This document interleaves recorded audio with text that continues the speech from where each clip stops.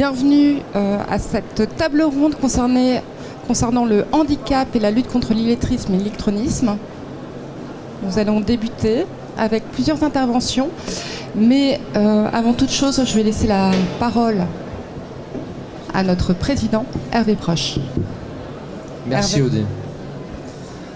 Bonjour à toutes et à tous. Effectivement, je suis ravi de vous accueillir à cette table ronde, comme l'a dit Odile, qui est consacrée donc au thème du handicap et également de la lutte contre l'illettrisme et l'électronisme. Je me permets donc, avant toute chose, de remercier donc nos différents intervenants, Monsieur Christian Ploton, donc, qui est président de la GFIP, mais également donc, Didier Sartier, son directeur général, Monsieur Hervé Fernandez, donc directeur général de l'Agence nationale de lutte contre l'illettrisme, et Madame Lamia Halal, donc chargée de mission nationale, donc là aussi de l'Agence nationale de lutte contre l'illettrisme. J'ai souhaité donc l'organisation de cette table ronde à Salon de l'Agriculture, car pour nous le sujet du handicap chez les salariés et donc la lutte contre l'illettrisme et l'électronisme constitue des enjeux majeurs. Enjeu majeur et important au sein donc des entreprises qui relèvent du périmètre de l'OPCO Capiat.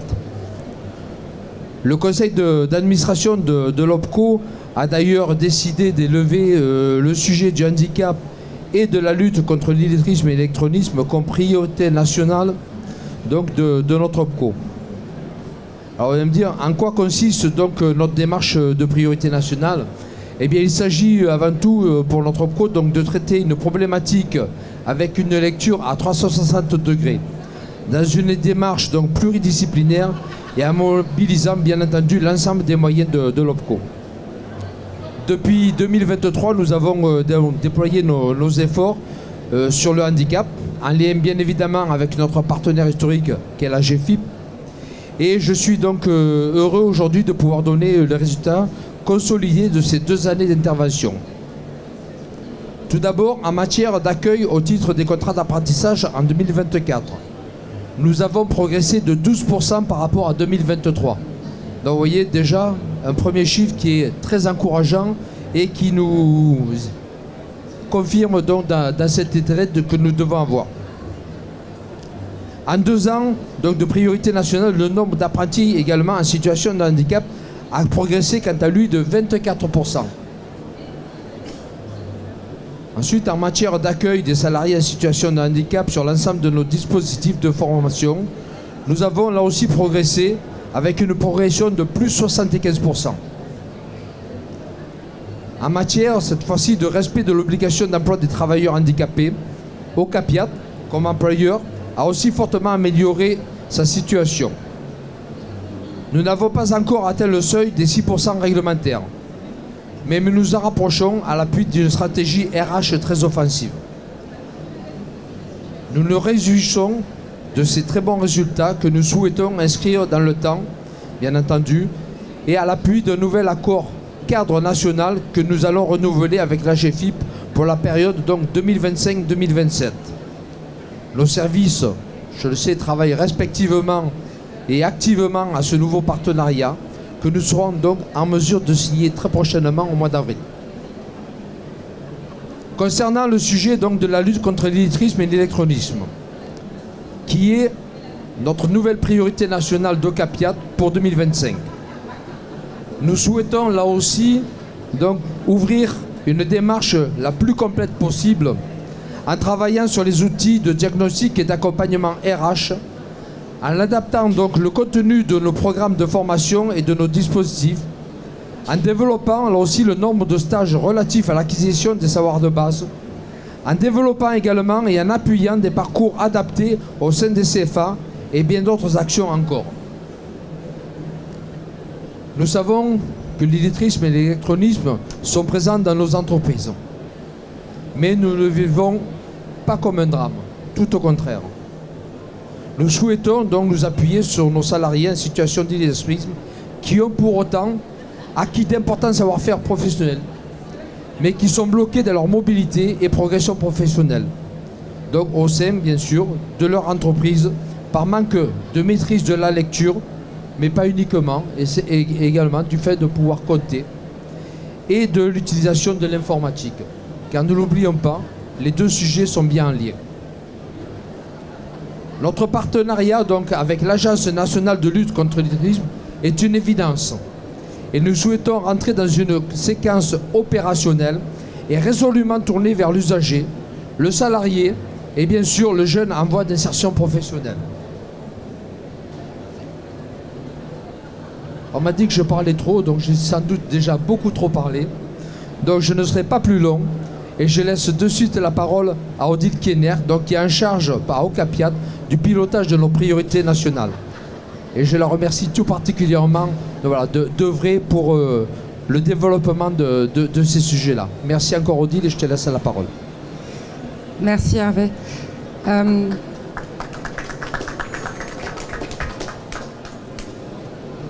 Donc pour cette table ronde, nous avons deux séquences principales, même si elles portent toutes les deux donc sur la notion de priorité nationale qui est donnée aux thématiques d'inclusion. La première thématique donc, va porter sur le handicap et nous avons comme interlocuteur privilégié, comme l'indiquait Hervé, effectivement Monsieur Poton et Monsieur Essartier. Je vais me permettre de vous poser quelques questions effectivement pour lancer les échanges. Pouvez-vous nous donner les priorités pour la GFIP pour l'année à venir ? Alors, oui, je peux préciser quelques priorités. Peut-être avant d'entamer ce sujet, d'abord je suis ravi d'être ici.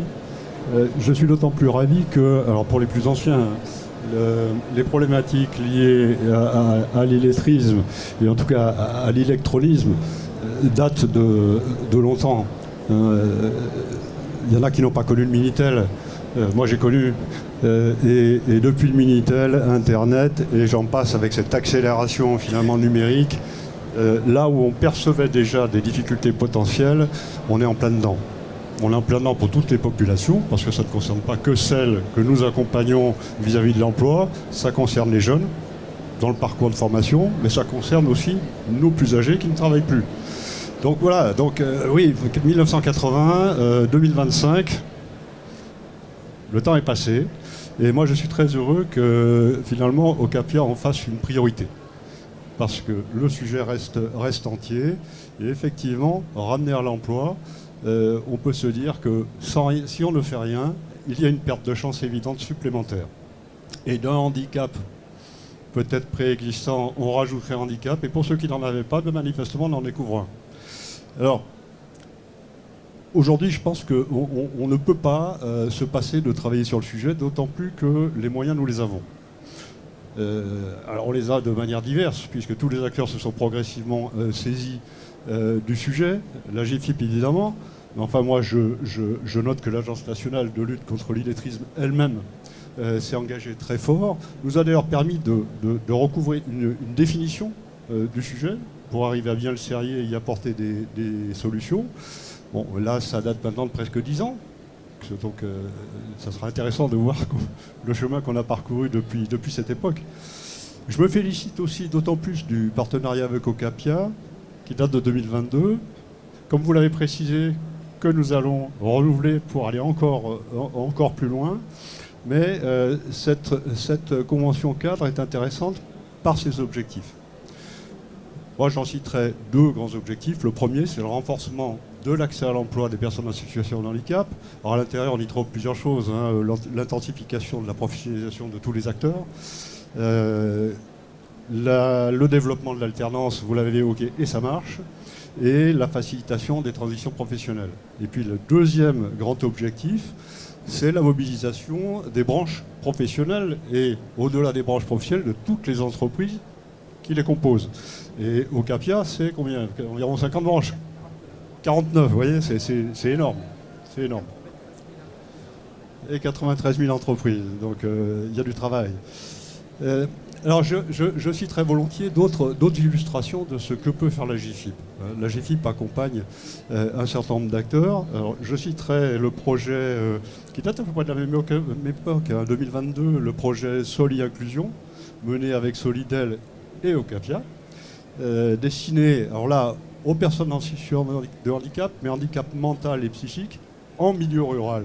donc particulièrement axé sur notre thématique de l'agriculture, avec comme objectif, bien sûr, permettre aux personnes en situation de handicap travaillant dans des ESAT, dans des EA agricoles, de développer de nouvelles compétences numériques, permettre aux professionnels qui les encadrent et employeurs de EA, d'ESAT, l'acquisition des pratiques d'accompagnement, parce que ça ne s'improvise pas. Deuxième élément que je citerai, parce qu'il est toujours important de bien cerner le cadre dans lequel on travaille. Nous avions mené avec l'IFOP en 2023 une enquête sur la transition numérique et ses effets sur l'emploi des personnes en situation de handicap. Alors, elle a été réalisée il n'y a pas si longtemps, septembre 2023, et elle avait révélé quelque chose d'important. Et elle a forcément une valeur parce que de mémoire, il y avait plus de 8500 personnes sollicitées, bien sûr beaucoup de personnes directement intéressées, mais aussi leurs employeurs, donc un panel très très large finalement de personnalités. Et elle a mis en lumière quelque chose d'assez remarquable, c'est que finalement, il y a une perception assez positive de l'impact du numérique sur la vie professionnelle des personnes en situation de handicap. Et d'ailleurs, au gré des questions qui ont été révélées, on voyait que, contrairement à ce qu'on pourrait a priori penser, il y a moins d'appréhension chez les personnes en situation de handicap que dans d'autres populations. Donc ça doit nous réjouir et nous encourager finalement à aller plus loin. Et nous encourager à nous mobiliser beaucoup plus pour la formation et l'accessibilité. Parce qu'il y a deux problèmes finalement. Il y a la difficulté de la personne et il y a les difficultés des moyens qu'on met en face de ces personnes. Et il faut résoudre les deux pour arriver à avoir une bonne adéquation. Et puis je citerai, alors là aussi assez récent, en début 2023, le soutien qui a été apporté à la recherche d'actions conduites par Image Connect, alors, je ne sais pas si ça s'appelle toujours comme ça, enfin Image Connect et la Croix-Rouge, avec l'Agence nationale de la cohésion des territoires. Alors le projet, il visait quoi à l'origine quand il a été lancé? Il est encore en parcours. Comprendre les besoins spécifiques de ces publics, pallier aux lacunes en termes de ressources pédagogiques et d'accompagnement, et identifier, c'est-à-dire ou créer des ressources pédagogiques adaptées à ces publics.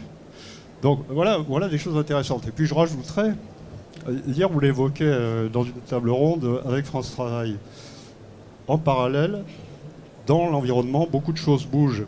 Alors là, il y a une expérimentation en cours qui marche, et moi que j'aime beaucoup, c'est la MRS. Alors pourquoi je dis ça? Moi je suis un industriel, on pratique la MRS depuis plus de 10 ans. Alors nous on n'appelle pas ça comme ça en fait. Qu'est-ce qu'on recherche? On recherche les habiletés des personnes au regard de l'emploi à tenir. Et dans l'automobile on le pratique depuis longtemps, nous on appelle ça les écoles de la dextérité, couplées avec l'école de la sécurité bien évidemment, et l'école de la qualité. Pourquoi? Parce qu'il n'y a pas besoin de diplôme pour bien faire. On peut faire du bon travail avec d'autres compétences. Et donc les recrutements dans les usines de construction automobile se font sur ces critères-là depuis maintenant, je vous dis, plus d'une décennie. Et je suis heureux que ça s'étende également à tous les milieux professionnels parce que, la rencontre facilite l'entente. Et quand on rencontre les personnes, on est mieux capable de les apprécier que quand on regarde un papier. A fortiori des personnes qui parfois ne sont pas très à l'aise pour rédiger un CV. Voilà rapidement ce que je pourrais dire sur le sujet. Merci Monsieur Pleton. Monsieur Sartier, vous voulez compléter? Je vais essayer de faire court. Peut-être dire, parce qu'un des points, c'est on a publié l'an dernier une publication observatoire de la GFIP. Alors à quoi servent ces publications? Elles permettent deux choses, d'essayer de faire un point sur un secteur, une situation par exemple, et surtout, et pas uniquement, donc c'est pas uniquement de l'observation, mais aussi de faire parler les acteurs, de faire parler les personnes. Et je dirais dans le monde du handicap, on sait bien qu'on ne peut rien faire sans les personnes, donc c'est aussi important de faire parler les personnes. Et donc cette publication, elle a d'ailleurs pour nous un intérêt très fort, c'est finalement de rassembler les acteurs qui travaillent sur un sujet, et donc finalement, au-delà des partenariats qu'on peut formaliser, il y a aussi tous les partenariats informels qui sont aussi tout aussi importants et qui permettent d'avoir envie de travailler ensemble. Et c'est ce que permet aussi ce genre de publication sur lequel on est fier de pouvoir montrer des résultats positifs, tout en ne cachant pas la zone de progrès qui est importante, qui reste à faire dans de nombreuses situations. Moi, je retiendrai 2-3 choses importantes à dire. C'est d'abord, aujourd'hui, c'est un secteur qui, ou des secteurs qui emploient déjà, et on le reverra après, beaucoup de personnes en situation de handicap et avec des progrès récents, le président l'a rappelé, qui sont notables. Et on peut penser que la convention que nous avons avec vous, en professionnalisant les acteurs internes d'Ocapiat, en travaillant avec les partenaires, et tout ce réseau qu'on arrive à fabriquer, je pense à la MSA, la Mutualité Sociale Agricole, je pense aux chambres d'agriculture dans un certain nombre de cas. Je voudrais mettre en visibilité quelque chose qui est sorti l'an dernier pour sensibiliser sur les métiers de handicap en Bretagne et qui est une excellente production pour mettre en visibilité justement que handicap et agriculture, c'est tout à fait possible et ça marche bien. Donc ça, c'est important. Et d'ailleurs, et puis en plus, c'est un secteur, c'est pas juste dire, c'est un secteur en tension, il faut absolument que les gens aillent travailler là, mais aujourd'hui, tout le monde ne le sait pas, mais 5% des demandeurs d'emploi veulent travailler dans ce secteur. C'est un gros chiffre finalement par rapport à la taille du secteur. Et ça montre que c'est un secteur qui attire ces personnes et dans lequel elles ont envie de pouvoir travailler, donc à nous de leur proposer des solutions. Oui, avant même de parler des employeurs, je parle des personnes elles-mêmes, de faire en sorte qu'elles puissent vivre ce qu'elles ont envie de vivre, d'aller dans ces secteurs-là. Et puis c'est vrai que deuxième élément, et ce qu'on a besoin de faire, c'est de rendre toujours plus visibles nos réponses. Nous répondons tous les ans dans ce secteur-là, mais c'est vrai que comme après on travaille sur tous les secteurs, ça ne se voit pas beaucoup, donc ça permet de le mettre en visibilité. Je mettrai notamment en visibilité une particularité du secteur, c'est le recours à la reconnaissance de lourdeur de handicap, qui aujourd'hui est un formidable outil pour les salariés, pour les non-salariés aussi, j'en permets de le dire, parce qu'on a un secteur avec beaucoup d'exploitants, et c'est une des particularités du secteur, et qui permet de finalement compenser les difficultés associées de handicap de manière permanente. C'est-à-dire, évidemment, on peut adapter un poste et puis après dire tout va bien, mais on peut aussi essayer de compenser de manière permanente ces difficultés associées au handicap, ou disons, au regard, il y a évidemment des forces avec, mais voilà. Et aujourd'hui, un tiers à peu près de nos bénéficiaires de cette reconnaissance de handicap sont dans ce secteur-là, ce qui est là encore des chiffres beaucoup plus forts. Voilà ce que peut-être pour être assez court sur... et puis dernier élément, le président l'a cité, on sait que c'est un secteur qui est habituellement fait de l'alternance, mais les personnes handicapées ne sont pas du tout oubliées et on a plutôt des bons chiffres dans le secteur par rapport aux autres secteurs, y compris industriels, et qui, je pense, sont à valoriser. Et le travail qu'on a fait avec Ocapiat depuis quelques années montre qu'on a quand même énormément progressé sur ces dernières années et de manière peut-être plus forte qu'ailleurs encore. Si vous permettez un petit complément, pas qu'anecdotique. Dans le monde agricole, moi, j'ai observé que nous étions dans un monde extrêmement masculin. Comme nous sommes bientôt à fêter la Journée internationale de la femme, je rappellerai que les opportunités, elles s'ouvrent à tout le monde. Et elles s'ouvrent d'autant plus que les places à prendre, il y en aura. C'est un secteur qui recrute. La population est en moyenne plutôt âgée, donc des places vont se libérer. Et il faut toujours se rappeler que, outre les accompagnements dont nous parlons, les aménagements techniques, aujourd'hui, on sait faire. On sait faire. Grâce aux technologies nouvelles, mais parfois des technologies moins nouvelles. C'est-à-dire que les aménagements techniquement sont possibles et donc ce sont des emplois ouverts aux femmes. Donc là, je les invite à nous solliciter pour les accompagner. Et comme il y a beaucoup d'entreprises, d'ailleurs, on ne va peut-être pas qu'attendre qu'ils nous sollicitent, il faudra peut-être qu'on trouve le moyen, avec les services de l'emploi par ailleurs, à aller vers ces entreprises directement, ce qu'on ne fait peut-être pas suffisamment bien. Après, oui, vous l'avez dit, effectivement, beaucoup de personnes en situation de handicap sont de grands professionnels. Et justement, l'enjeu de notre convention, de notre partenariat, c'est aussi ça, pour leur permettre d'accéder à soit une montée en compétence, soit à trouver un travail. Et ça aussi, c'est important, voilà, de pouvoir montrer que ce sont de grands professionnels. Et dernier petit mot également, donc il ne faut pas oublier que nous travaillons aussi, tout comme la GFIP, sur le hard skill, mais handicapés. Hein. les habits olympiques. Voilà. Donc là aussi, nous sommes là-dessus. Merci. Une petite transition, effectivement. Alors, on parlait de partenariat avec la GFIP, de renouvellement de conventions. On y travaille effectivement pour que ce soit encore plus axé en fonction des besoins des entreprises. Et pour nous permettre de nourrir ce partenariat et de définir des actions bien spécifiques, on va s'appuyer notamment sur une étude qui est en cours, qui est menée par le cabinet Pluricité avec Rodolphe Egenas qui va nous en présenter les premiers grands enseignements. Cette étude, elle a pu être lancée dans le cadre de la priorité nationale 2023, une décision de l'une de nos instances de gouvernance, et elle est à l'œuvre et on va obtenir des précisions grâce à Rodolphe. Merci. Merci Odile, bonjour à tous. Donc effectivement, on a été missionné par Ocapiat pour dresser un peu une photographie d'un état des lieux des personnes en situation de handicap au périmètre d'Ocapiat, donc qui va couvrir le secteur agricole, mais aussi l'industrie agroalimentaire. On est vraiment sur tout le périmètre Ocapiat. Et l'idée derrière ça, c'était, alors c'est bien sûr en complément des travaux qui sont menés par ailleurs par la GFIP, mais vraiment de se dire, chez les employeurs, aujourd'hui, qu'est-ce qui se passe, qu'est-ce qui est mis en œuvre et comment ils ressentent finalement l'appréhension de l'intégration, du maintien, de la formation des personnes en situation de handicap. Donc pour ça, on a, voilà, c'est une étude qui est en cours, ça a été précisé. Là, je vais juste prendre 3-4 minutes, je suis bien conscient du temps qui passe, pour présenter quelques données clés issues d'un questionnaire qui a été passé, alors proposé à l'ensemble des employeurs du périmètre Ocapiat, qui a été passé en novembre dernier et qui a permis quand même de récolter près de 2000 réponses, 2000 employeurs qui se sont positionnés, des employeurs de tout secteur. Alors dedans, pour précision, il y en a 1300 qui sont issus du secteur agricole strictement et qui donnent à voir quand même, premier point, un intérêt pour le sujet du côté des employeurs, c'est-à-dire par expérience par rapport à d'autres secteurs d'activité, par rapport à d'autres branches professionnelles, on a vraiment une implication et le taux de retour directement nous le montre bien. Donc je voulais juste présenter 5 chiffres qui, bien sûr l'étude sera beaucoup plus large que ça, mais qui nous semblait intéressant de partager avec vous aujourd'hui.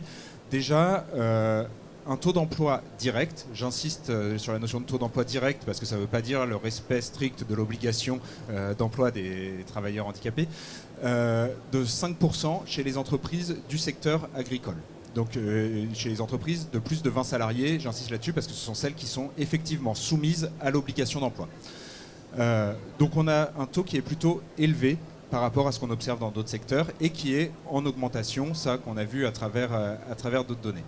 Pourtant, il y a encore des choses à faire. Et ça a été très bien présenté sur les objectifs de la convention entre AGFIP et Ocapiat. C'est-à-dire, il y a des projets qui existent. Maintenant, il y a une volonté politique qui existe. Et on voit bien qu'il faut encore qu'elle se déploie et qu'elle rentre dans les entreprises. Mais les entreprises commencent à en être conscientes. Ce qu'on a pu observer, c'est que aujourd'hui, du côté des entreprises, on a 72% d'entre elles qui disent que le sujet est peu ou pas porté du côté de leur entreprise. Ce que ça veut dire, c'est qu'elles sont conscientes qu'on peut mieux faire. Parce que c'est bien les employeurs qui nous ont répondu à ce sujet-là. C'est-à-dire ils ont leur regard sur eux-mêmes en se disant « Bah oui, je sais que je peux faire mieux, je sais que je peux y aller. » Et donc, on peut espérer qu'il y ait une possibilité de se saisir de ces outils. Et ça s'explique aussi, cette impression que c'est peu ou pas porté, par des difficultés qui sont rencontrées au jour le jour par les entreprises. Et elles le disent quand il y a 44% des entreprises qui disent que l'intégration des personnes en situation de handicap est difficile pour elles. Donc un axe de progression. Mais ce n'est pas là où elles ont le plus de difficultés. Quand on les interroge, parfois c'est difficile de recruter, d'intégrer, mais c'est surtout sur les questions de maintien en emploi où les difficultés se font jour. C'est vraiment quand il s'agit d'adapter les postes, trouver des modalités de compensation, trouver les dispositifs adéquats qu'on rencontre les difficultés. Et là-dessus, la convention AGFIP Ocapiat a toute sa place justement pour essayer de répondre à ces enjeux du côté des entreprises. Voilà, on voit qu'il y a 73% des entreprises qui disent c'est compliqué. Aujourd'hui, je rencontre des difficultés quand il s'agit de maintenir dans son emploi ou de faire les adaptations nécessaires pour les personnes que j'emploie en situation de handicap. Et finalement, on pourrait presque faire un lien entre ces difficultés et une forme, alors c'est pas spécifique au secteur, mais de manque de connaissance de ce qui existe. Les outils, ils existent. Les outils, ils sont présents et les employeurs le disent, mais en fait, je les connais pas. je ne les connais pas. On a 85% des entreprises qui disent peu ou pas connaître l'offre de service de l'AGFIP. Alors, c'est à peu près équivalent pour les autres offres de services, type Cap Emploi et autres, mais on trouvait ça intéressant de pointer justement sur cette question, notamment de maintien, de compensation, et de choses qui sont permises par la Convention, et dont les objectifs sont effectivement de transmettre l'information, de réussir à mobiliser les employeurs pour qu'ils trouvent. Et ce qui est intéressant, c'est là, c'est parmi toutes les entreprises répondantes, 85%, cette réalité, elle existe aussi chez les plus grosses structures. C'est-à-dire qu'on a 61% des structures de plus de 150 salariés qui ont des fonctions RH, qui sont structurées, qui elles aussi ne connaissent pas forcément l'ensemble de l'offre de service. Et donc ce taux montre bien qu'il y a un besoin de connaissances, mais qu'il y a un intérêt pour l'avoir, cette connaissance. Donc reste à construire d'une certaine façon les canaux d'information, faciliter les possibilités de mobilisation. Et là-dessus, l'outillage qui est mis en place du côté d'Ocapiat, du côté de l'AGFIP, doivent permettre justement d'aller vers toujours plus loin pour faciliter ces possibilités d'intégration. Dernier point là-dessus, les entreprises, elles disent qu'elles aimeraient bien être accompagnées sur ces sujets de maintien dans l'emploi. C'est aussi là un signe de la volonté de faire mieux, de faire plus. Elles disent clairement, s'il y a une offre de service qui m'accompagne, je peux aller plus loin. Et ça, on le ressent très largement dans les discours qui nous sont tenus.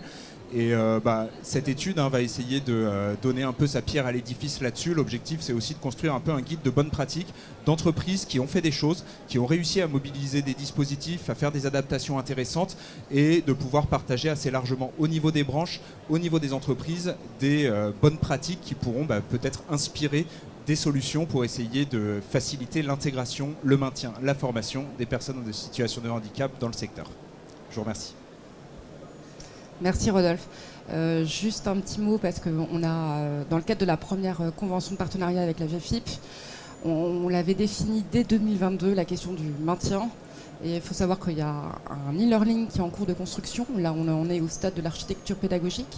Donc, il va être livré cette année. Et il avait été défini dès 2022. Donc, on avait eu une bonne intuition. Alors, bien sûr, aidé par les équipes de la GFIP. L'intuition n'est pas venue que de notre côté. Voilà. Donc, ça, c'est en cours. Et puis, bien sûr, on souligne le rôle d'intermédiation que peut jouer Ocapiat au niveau du handicap. Et ce qui permet de faire le lien, parce qu'on est également dans cette mission-là, au niveau de la lutte contre l'illettrisme et l'électronisme, avec notre partenaire, la NLCI, avec lequel il y a quasiment jour pour jour, il y a un an, on a signé un nouvel accord cadre pour 3 années à venir. Et donc on va revenir sur les priorités de la NLCI telles qu'elles ont pu être définies dans le cadre du GIP en décembre dernier, et le lien qu'on peut faire bien sûr avec notre priorité et les axes d'action qu'on peut définir à court, moyen terme. Merci. Merci beaucoup Odile. Bonjour à toutes et à tous. Donc nous sommes en force aujourd'hui avec Audrey Colna, notre chargée de mission Île-de-France, Lamia Halal, pour vous parler de ce que nous allons faire ensemble. Et avant de le faire, je voulais vraiment vous remercier, Hervé, et à travers vous, les membres de vos instances paritaires, d'avoir choisi d'inscrire la lutte contre l'illettrisme et l'électronisme comme une priorité pour 2025. Alors pourquoi c'est important pour nous que vous ayez pris cette décision politique importante? D'abord parce que ça va nous permettre de changer d'échelle. On le voit à travers les résultats de la priorité nationale qui a été donnée au handicap précédemment, sur 2 ans. Comment cette décision, cette volonté qui se traduit apporte un changement d'échelle, apporte un impact beaucoup plus fort et des améliorations dans la prise en charge, dans l'accompagnement et des personnes qui sont au cœur de nos préoccupations. Donc si on a cette volonté commune de changer d'échelle, ça se fera par une meilleure connaissance de vos défis que vous devez relever, de vos priorités, de votre organisation, et ça se fera aussi par une meilleure connaissance que vous aurez de nos chargés de mission régionaux, de la lutte contre l'illettrisme, des solutions qui existent, des solutions qui peuvent être mises en place sur les territoires. Donc à l'interne, je dirais, on va faire un bout de chemin ensemble et on va partager une culture commune sur un phénomène qui est invisible puisqu'il concerne plus d'1,5 million personnes qui ont tout en commun d'avoir été scolarisées et qui cachent leurs difficultés aujourd'hui et qui ne maîtrisent pas cette première marche indispensable pour être autonomes dans des situations très simples de la vie quotidienne. Je pense que cette décision, elle est très importante aussi parce qu'elle a une répercussion à l'externe, cette fois-ci, et dans l'environnement, dans le paysage et dans la société tout entière. Parce que quand une grande organisation comme la vôtre s'engage sur cette thématique, eh bien, toutes les organisations qui ont un peu le même métier que vous, mais dans d'autres secteurs professionnels, sont interpellés et se disent pourquoi pas nous et pourquoi on n'irait pas aussi, et ça peut susciter aussi des décisions importantes. Et puis la troisième raison pour laquelle je pense est très important, c'est la sensibilité que vous mettez derrière cette décision, l'approche qui n'est pas une approche misérabiliste mais qui est une approche positive, parce que lorsque vous décidez d'inscrire cette question, la lutte contre l'illettrisme et l'électronisme, dans une priorité nationale, c'est d'abord parce que vous voulez conforter, investir ou créer les conditions pour qu'on investisse davantage dans le développement des compétences de base des personnes que vous accompagnez, des entreprises que vous accompagnez. Donc c'est une approche qui est résolument positive parce que les défis sont là, ils sont présents. Et moi j'ai la conviction, c'est ce que nous disent aussi tous ceux qui travaillent à la lutte contre l'illettrisme et l'électronisme, qu'aujourd'hui, et je le voyais à travers les intitulés des tables rondes que vous organisez ces jours-ci pour le salon, vous allez vous parler de l'alternance, vous allez parler de la transition écologique peut-être ce soir ou demain. Il y a des transitions numériques aussi, le numérique est présent partout dans nos vies quotidiennes. Et l'ensemble des défis qu'on doit relever, ils ont un point commun, je dirais, où il y a une clé de voûte, à mon avis, il y a quelque chose qui les relie tous. C'est la capacité de chacun à évoluer, à être autonome, à maîtriser ce socle de compétences de base pour continuer à se former, pour à continuer d'apprendre, pour évoluer dans son entreprise, pour utiliser le numérique alors que ce n'est pas le cas jusqu'à présent, pour accompagner ses enfants dans la scolarité, pour vivre librement dans la vie quotidienne. Et donc cette clé de voûte, aujourd'hui, elle est il y a un ciment autour de cette clé de voûte qui est quand même assez fragile, puisqu'il y a 1 personne sur 10 dans notre pays qui ne maîtrise pas les compétences de base. Quand je parle de compétences de base, je veux parler, Hervé, vous l'avez dit, de lecture, écriture, mais aussi d'accès au calcul. Et puis on sait aussi que l'illettrisme a quelque chose à voir avec l'électronisme et que lorsqu'on n'est pas en capacité de maîtriser les outils de la littératie, c'est difficile de faire des démarches, de rendre compte, d'utiliser une plateforme numérique quand on doit renseigner des informations le soir après une journée de travail pour que les instances européennes puissent voir sur quelle parcelle on a travaillé.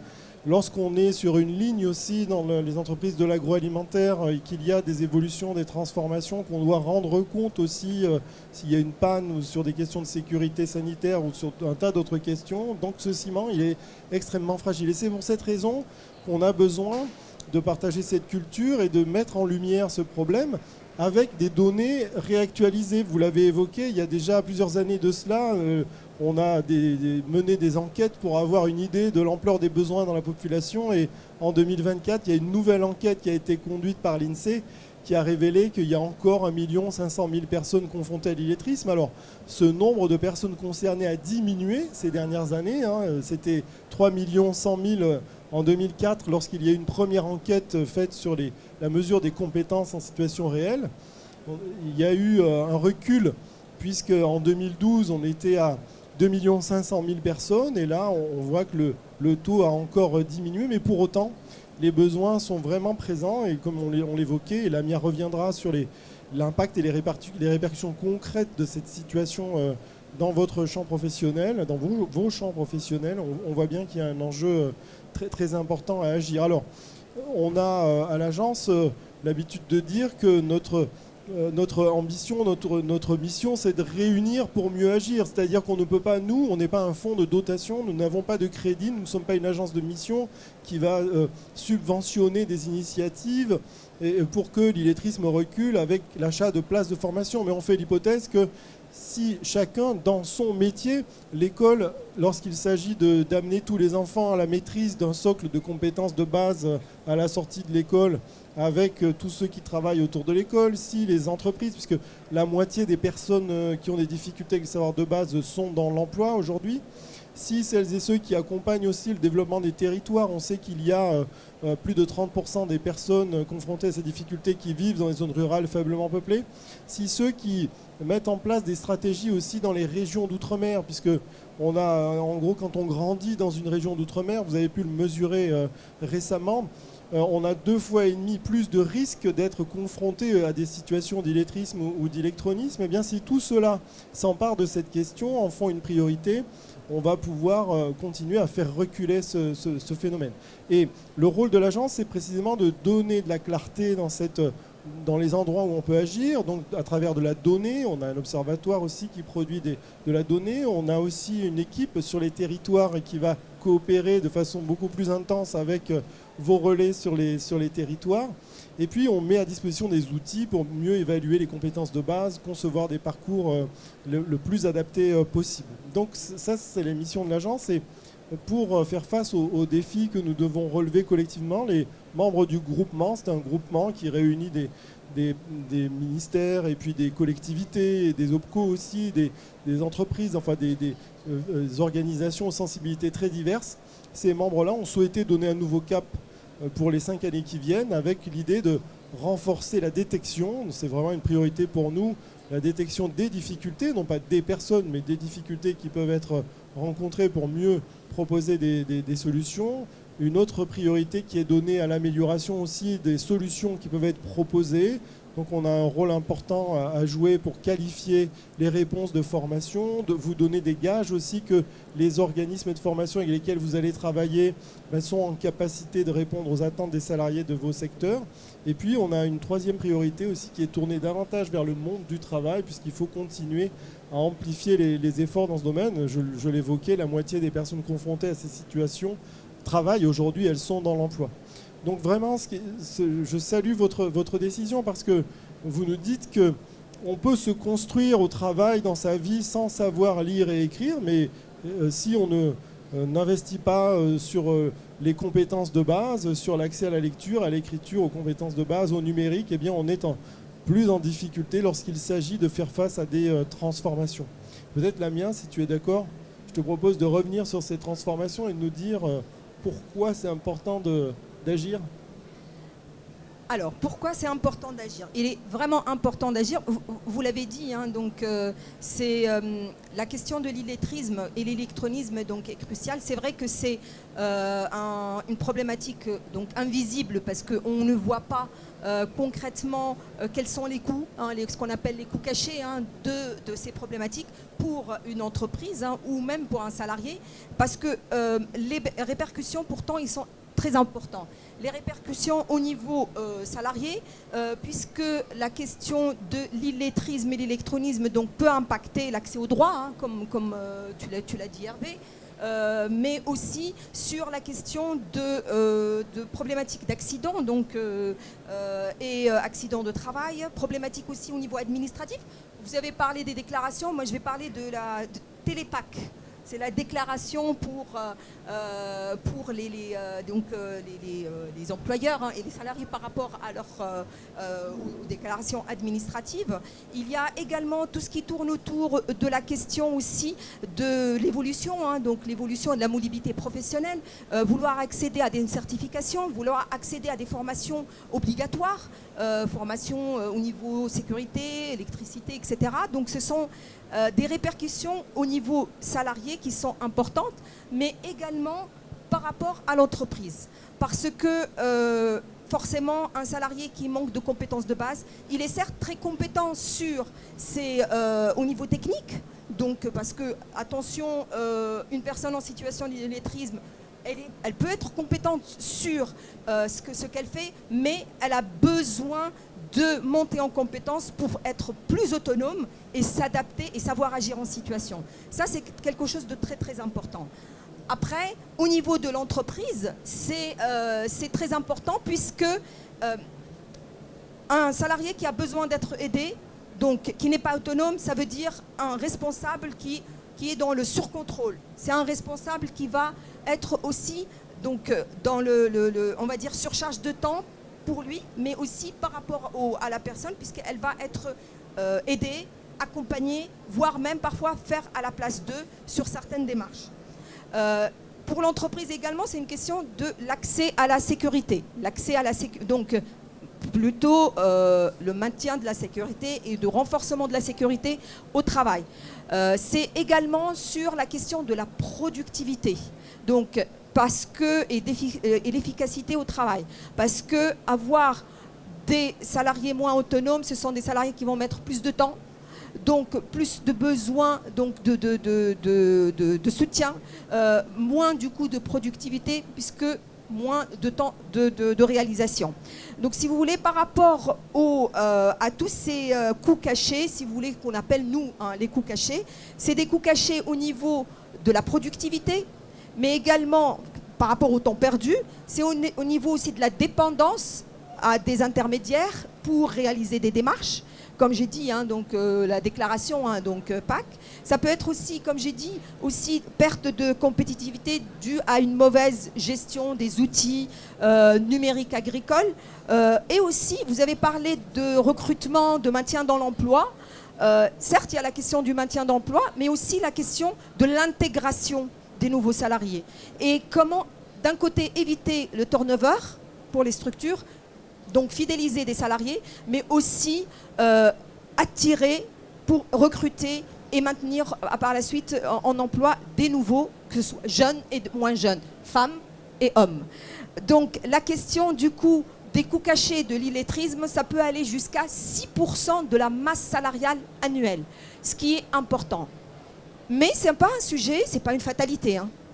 Donc vraiment, le besoin, c'est d'accompagner à monter en compétences.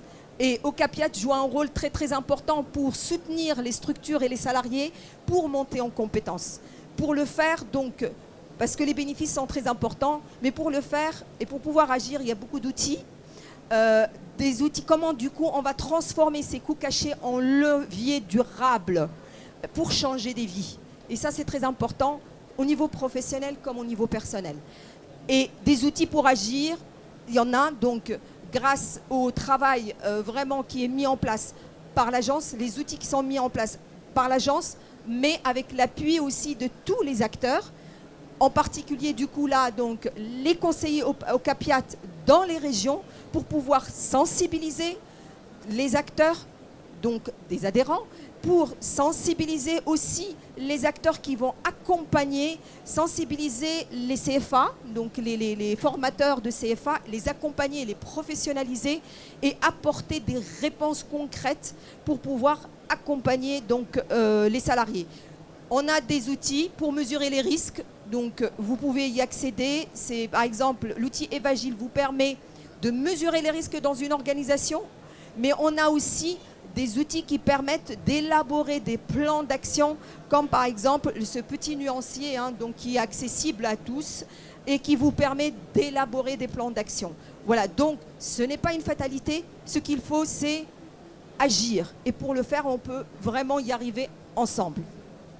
J'ai essayé d'être rapide pour respecter le temps. Et tu l'as été, Lamia, merci beaucoup. Hervé, tu veux poursuivre? Oui, non, simplement deux mots par rapport à tout ce que vous avez dit. Effectivement, nos entreprises ont besoin de salariés qui montent en compétences, il faut les accompagner, mais on ne peut pas parler de formation, de tous ces sujets-là, sans justement prendre en compte le sujet de l'illettrisme et l'électronisme, sans quoi nous avons un gros impact sur les taux de rupture. Et là, pour nous, c'est un enjeu important. Donc, il y a ce sujet-là, mais pas uniquement. Et donc, de ce fait, un des enjeux, c'est de, avant toute chose, pouvoir repérer ce public en difficulté. Et donc là, vous l'avez évoqué, vos outils. Et donc, la convention va permettre aussi à ça d'aller encore plus loin dans l'utilisation, la connaissance de vos outils.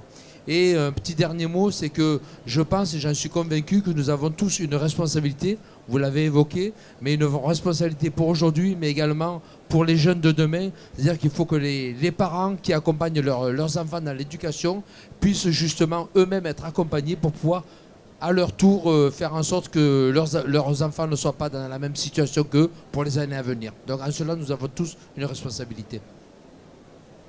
Merci. Effectivement, on parle des enjeux vraiment, hein, donc sécurité, productivité, bien-être, hein, bien sûr, des personnes, mais aussi un engagement sociétal. Donc c'est notre responsabilité à tous de pouvoir aider toute personne à monter en compétence, à trouver sa place, on va dire.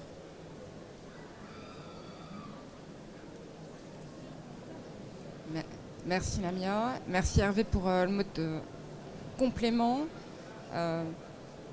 Jérôme, vous voulez clôturer? Oui. Bonjour à toutes et à tous, merci en tout cas d'être présent. Merci aux personnes de la table ronde qui illustrent notre partenariat et qui montrent combien à la fois c'est un sujet primordial, stratégique, mais aussi en responsabilité. Donc je voulais remercier tous les acteurs de la table ronde et de leur implication. Et une convention, c'est pas juste une convention, c'est avant tout de l'action et de l'action concrète. Et vous verrez, et on a vu déjà que lorsqu'on avait fait le choix de l'handicap, nous avions déjà travaillé. Et même si aujourd'hui notre action prioritaire est l'illettrisme et l'électronisme, néanmoins, on continuera sur l'handicap parce qu'en fait, il faut approfondir les sujets, continuer à travailler, continuer à performer. Capacité aussi à accueillir, donc je pense que c'est dans ce schéma-là qu'il faut qu'on continue à travailler collégialement, collectivement, et en complémentarité et en action collective. Donc voilà, il me devient évidemment la responsabilité, et merci Hervé en tant que président, mais vous savez que Ocapiat est un organisme paritaire. Il y a évidemment l'engagement des salariés, mais il y a aussi l'engagement des employeurs. Et les employeurs sont évidemment stratégiques dans tout ce schéma de développement et d'accompagnement de l'illettrisme et de l'électronisme. Et la capacité aussi à détecter, parce qu'on oublie souvent la capacité aussi à détecter, à faire en sorte d'accompagner. Et pour détecter, il faut être en relation directe avec les salariés.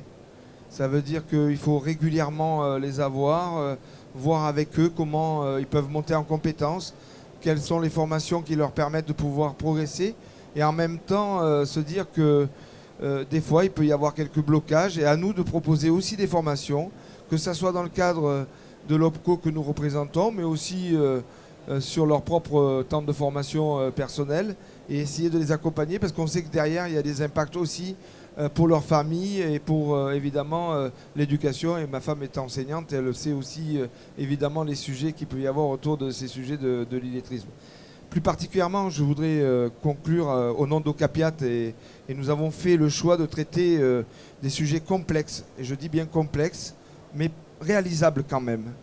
Complexes mais réalisables, auxquels sont confrontées les entreprises du périmètre de l'OPCO.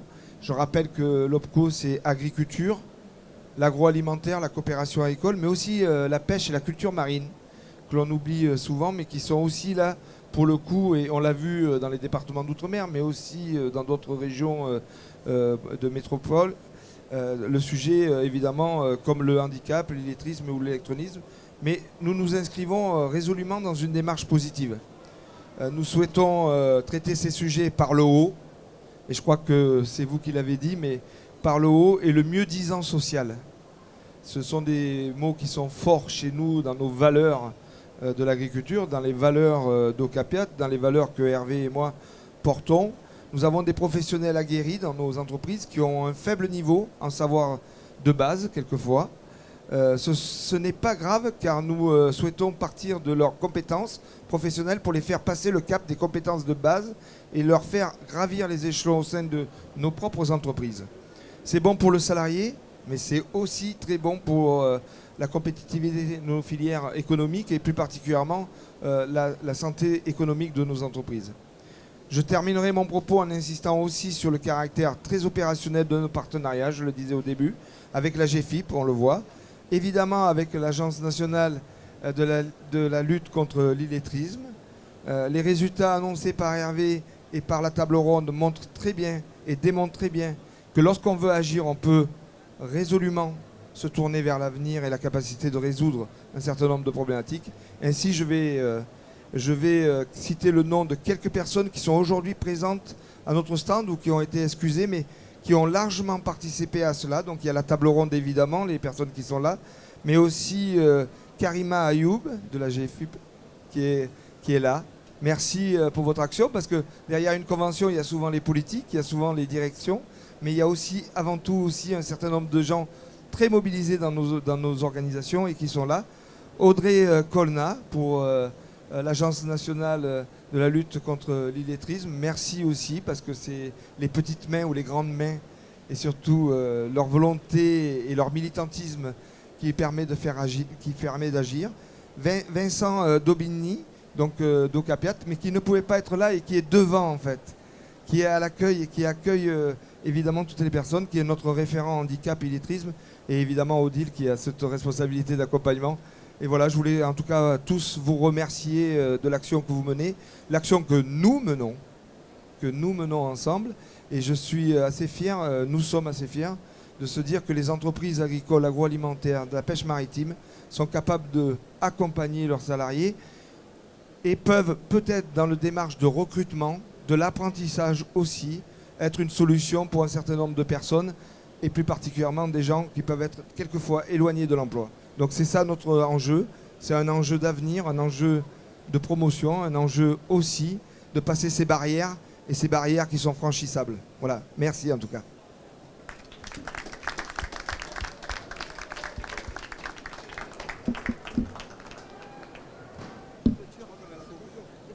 Oui.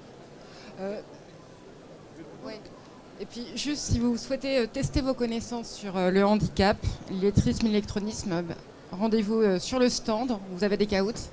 Voilà, et il y a aussi les outils, vous pouvez bénéficier de toute la compétence de nos partenaires sur le stand pour avoir une meilleure connaissance des outils. Donc la suite se passe immédiatement en fait. Merci à vous.